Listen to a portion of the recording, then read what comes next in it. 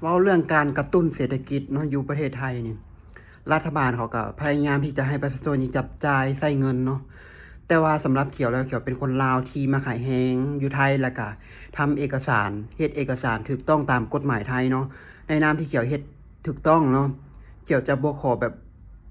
เรื่องกระตุ้นเศรษฐกิจว่าซั่นซะเรื่องจับจ่ายอีหยังก็แล้วแต่เนาะเขียวก็ใช้จ่ายทั่วไปแหละแต่ว่าเรื่องกระตุ้นเศรษฐกิจอีหยังที่มันแบบว่าออกแนวแบบว่า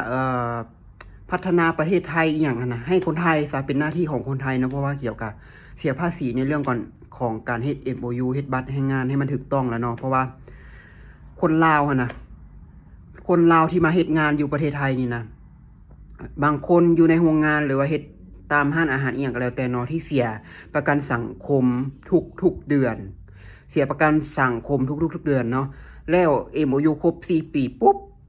MOU จะก็บัตรประกันสังคมจะก็ตัดปุ๊บเนาะจะก็เฮ็ด MOU ใหม่เริ่มต้นประกันสังคมใหม่ก็คือว่าคนลาวบ่ได้เนาะแบบเวลาอายุเกษียณเนาะ